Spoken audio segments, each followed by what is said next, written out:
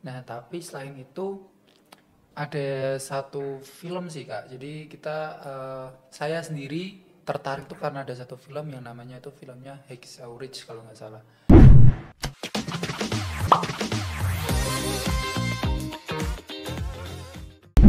Halo semuanya, selamat datang di podcast Ngobrol Gayeng Time Jateng. Aku Safa sebagai MC pada hari ini. Hari ini kita akan bahas mengenai dunia PMR dan dunia relawan. Wah, pastinya kalian penasaran kan dengan topik kita pada hari ini? Sebelum itu, aku punya narasumber yang spesial nih pada hari ini, ada Andi. Hai. Apa kabar Andi? Alhamdulillah baik-baik aja Kak. Alhamdulillah, ikut seneng dengernya. Oke, kalau boleh tahu ini Andi bersekolah di mana sih? Oke, sebelumnya perkenalkan nama saya Raisa Andi Maulana. Saya bersekolah di SMK Negeri 8 Semarang. Ambil jurusan apa? Jurusan layanan kesehatan atau asisten keperawatan. Wih, keren nggak sih kak? Jarang banget ada cowok masuk di jurusan itu. Oke, kita masuk ke topiknya aja ya. Kapan awal mula Andi tertarik dengan dunia kesehatan dan kenapa tertarik dengan dunia kesehatan? Oke, kalau di dunia kesehatan itu dari kecil ya mungkin ya. Soalnya dari kecil tuh udah ada pemikiran mau jadi dokter, tapi SMK-nya kesehatan keperawatan. Belum bisa ke dokternya.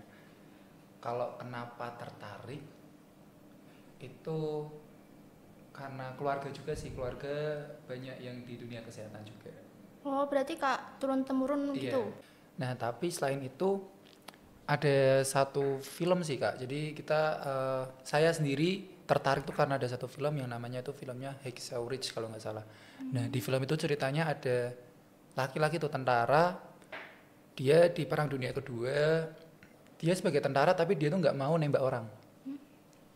Dia tentara tapi dia tuh nggak mau nembak orang. Dia masuk ke korps medis.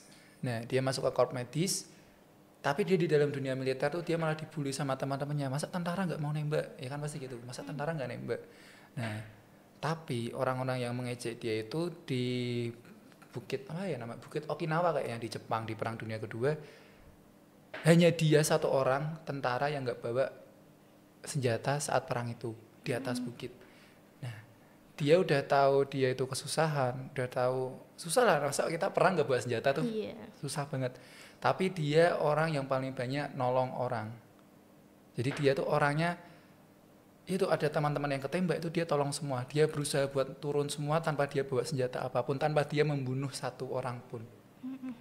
Itu yang membuat saya tertarik di dunia kesehatan sama dunia relawan, ingin menolong tuh karena di film itu. Wih, keren keren. Gue dengar juga kamu ketua Forbes ya? Oh iya, ketua Forbes Kota Semarang periode 2020 ke 2024. Berarti mau purna? Iya, mau purna. Oh. Emang mulai kapan kamu mulai ikut PMR dan menekuninya sampai masuk ke Forbes? Mulai ikut PMR itu di kelas 1 SMP. Berarti berapa tahun yang lalu tuh? 6 tahunan yang lalu. Itu awalnya karena iseng-iseng ikut lomba. Iseng lomba? Lomba apa aja? Lombanya dulu ada lomba first aid dari invitasi relawan, ada pernah ikut juara kota, juara provinsi juga. Sama Alhamdulillah. Jumnas. Oh, alhamdulillah menang. Alhamdulillah di Jumnasnya PMI Jateng menang di juara pertama. Keren. Dengar-dengar juga kamu ikut relawan ya? Ya, ikut beberapa relawan. Itu tuh ada kayak nama khususnya di relawannya nggak sih? Atau ya sekedar relawan aja? Kita itu tergabung di grup yang namanya Info Taruna Semarang. Info Taruna Semarang tuh jadi kegiatan relawan di Kota Semarang kayak misalnya ada kecelakaan atau kebakaran mau penemuan jenazah pun tuh ada di sana semua. Jadi grup itu emang khusus untuk kejadian di Semarang. Jadi teman-teman relawan seperti PMI, ambulan hebat, dinkes, pemadam kebakaran tuh ada di grup itu. Kalau semisal ada info masuk nih, itu langsung kayak gimana? Kalau ada info masuk, biasanya kita kan relawan yang untuk relawan umum perorangan tuh langsung menuju ke TKP atau tempat kejadian perkaranya untuk koordinasi lebih lanjut ke dinas terkait. Misal butuhnya pemadam kebakaran atau butuh dinas sosial atau butuh ambulan, itu nanti yang mengkoordinasi dari kita. Berarti harus kak sigap gitu ya, ada info langsung berangkat? Iya, biasanya seperti itu. Biasanya itu tugasnya ngapain aja? Tugasnya kita sebagai kalau di relawan kota itu lebih ke pelapor pertama atau penanganan pertama. Jadi paramedis gitu Kak. Semisal ambulan kan kita nggak tahu datangnya berapa lama nih.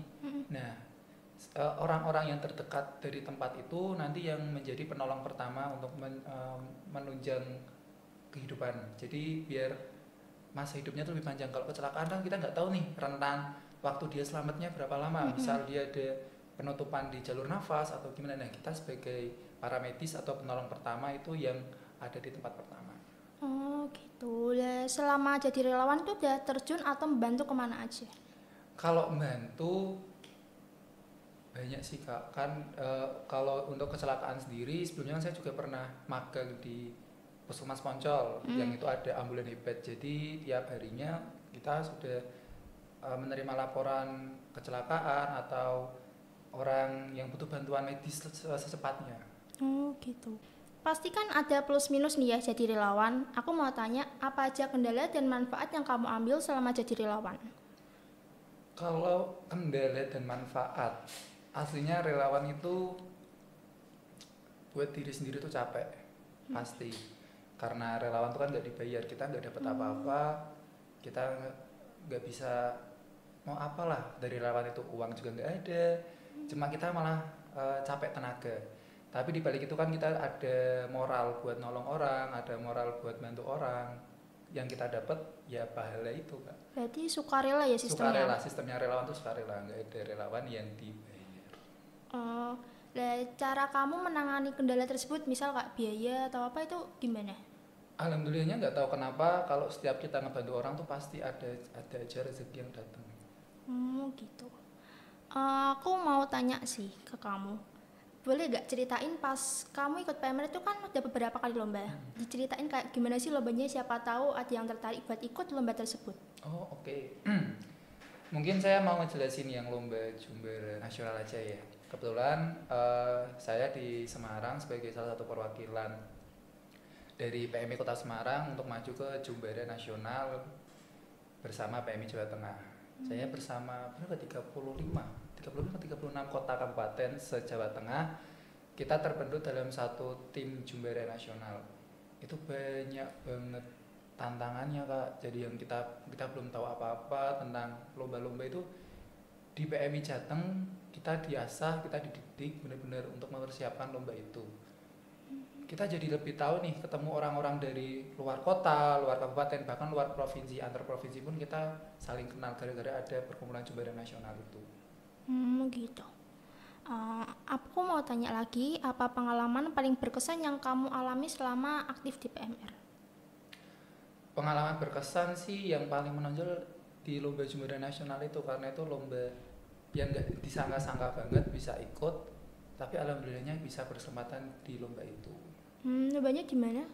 Lombanya itu di Lampung Selatan, di Kalianda. Oh, jauh juga. Menurut kamu, apa peran penting PMR dalam kehidupan masyarakat? PMR, PMR kan tuh Parlemen Remaja, itu dimana wadah tempat remaja untuk mengasah kemanusiaan. Jadi peran pentingnya itu di PMR tuh kita belajar banyak banget tentang kemanusiaan, tentang pertolongan pertama, siaga bencana, bahkan persaudaraan itu ada di sana semua Kak. Jadi kenapa PMR itu menurut saya penting untuk masyarakat? Karena PMR adalah tempat atau wadah untuk generasi muda menjadi lebih baik ke depannya. Oke, kita lanjut ke pertanyaannya aja. Gimana pandangan kamu soal kolaborasi antara PMR dan organisasi lain di bidang kesehatan? Kolaborasinya sangat kerasa sih Kak. Jadi kalau di PMR itu kan kita anak-anak muda nih. Di PMR itu ada 3 kriteria, ada peer support, peer leader, sama peer edukator. Sedangkan kita di PMR SMA itu di peer edukator atau pendidik remaja sebaya. Nah, jadi itu kita tuh bisa tahu dari PMI, kita dapat ilmu-ilmu atau materi-materi dari PMI, kita bisa mengaplikasikannya ke teman-teman kita. Nah, itu juga kita bisa saling membantu antar organisasi nih. Misal ada orang kecelakaan, kayak kita tuh punya ilmunya untuk melakukan pertolongan pertama. Jadi kan memudahkan untuk dinas-dinas terkait gitu. Oh gitu. Setelah kamu aktif di dunia relawan dan PMR, ada gak sih perubahan positif atau manfaat yang kamu rasain dalam kehidupan sehari-hari? Kalau yang dirasain sih itu sih nggak ada yang spesifik, Tapi kita jadi lebih tahu dunia itu seperti apa. Banyak banget hal atau tantangan di dunia ini tuh yang kita sebelumnya nggak tahu, dan kita masuk ke dunia relawan kita jadi tahu tentang kayak ternyata tuh orang tuh seperti ini ya, ada yang orang tuh kayak gini ternyata kayak gini juga. Jadi tuh banyak banget, ternyata orang itu punya ciri khasnya masing-masing, jadi kita nggak bisa nyamain semua orang itu. Itu. Andi ini kan mau purna dari ketua Forpis ya. Ini kamu mau lanjut gimana setelah purna, mau masuk di dunia PMR aja atau gimana? eh Setelah purna paling nanti mau lanjut lagi di KSR PMI Kota Semarang, dan untuk relawannya kayak masih lanjut sih Kak, karena masih belum puas. Nggak ada batasnya ya relawan? Nggak ada, relawan tuh sampai tua sampai mati pun tetap bisa. Keren banget sih Andi. Terima kasih Andi sudah menyempatkan waktunya untuk datang ke podcast kali ini dan menjawab pertanyaan-pertanyaan yang telah saya berikan. Terima kasih ya Kak sudah memberi kesempatan buat ikut di podcast Ngobrol Gayeng dari PMI Jateng ya. Iya. Oke. Keren. Sampai jumpa di podcast selanjutnya.